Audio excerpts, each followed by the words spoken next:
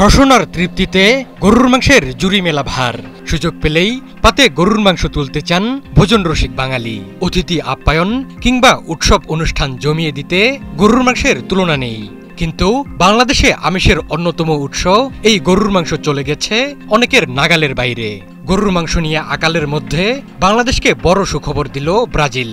ঢাকায় নিযুক্ত দেশটির রাষ্ট্রদূত পাওলো ফার্নান্দো দিয়াস পেরেজ জানিয়েছেন, বাংলাদেশ চাইলে ব্রাজিল থেকে 120 থেকে 125 টাকায় প্রতি কেজি গরুর মাংস আমদানি করতে পারবে। ভারত গরুর রপ্তানি বন্ধ করার পর থেকেই দেশে এর দাম সাধ্যের মধ্যে বেঁধে রাখা যায়নি। নিরুপায় মধ্যনিম্নবিত্ত খুঁজেছেন বিকল্প। অনেক পাড়া মহল্লায় গড়ে উঠেছে মাংস সমিতি, অনেকে আবার বেছে নিয়েছেন ব্রয়লার মুরগি। মঙ্গলবার রাজধানীতে এক মতবিনিময় সভায় রাষ্ট্রদূত জানান, ব্রাজিল কম মূল্যে বাংলাদেশে প্রাণীজ আমিষ বিশেষ করে গরুর মাংস রপ্তানি করতে প্রস্তুত। তার দাবি, ব্রাজিল থেকে গরুর মাংস আমদানি করা গেলে প্রতি কেজি দাম $1 অর্থাৎ 120 থেকে 125 টাকার মধ্যে পাওয়া যাবে।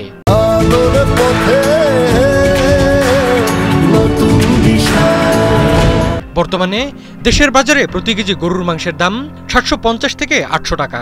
ব্রাজিল থেকে মাংস আমদানি করা হলে কেজি প্রতি দাম কমবে অন্তত 600 টাকা। তখন সেটি মোটামুটি সকল ভোক্তার নাগালে চলে আসবে। ব্রাজিল থেকে মাংস আমদানির প্রক্রিয়া এগিয়ে নিতে বাংলাদেশের পক্ষ থেকে দ্রুত হালাল সার্টিফিকেট দিতে হবে বলে জানান রাষ্ট্রদূত।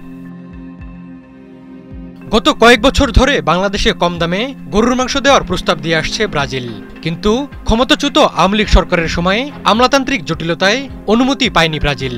চলতি বছরের জানুয়ারিতে এ তথ্য জানিয়েছিলেন রাষ্ট্রদূত পাওলো ফার্নান্দো। সে সময় তিনি জানান, অনেক মুসলিম প্রধান দেশ ব্রাজিল থেকে গরুর মাংস আমদানি করে, কিন্তু বাংলাদেশে সেই অনুমতি নেই।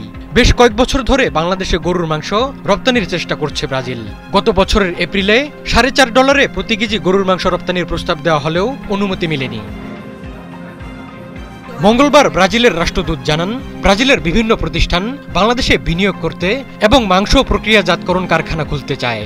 এছাড়া বাংলাদেশে গবাদি পশু ও দুধের উন্নয়নেও ব্রাজিল অংশীদার হতে চায় বলে উল্লেখ করেন তিনি।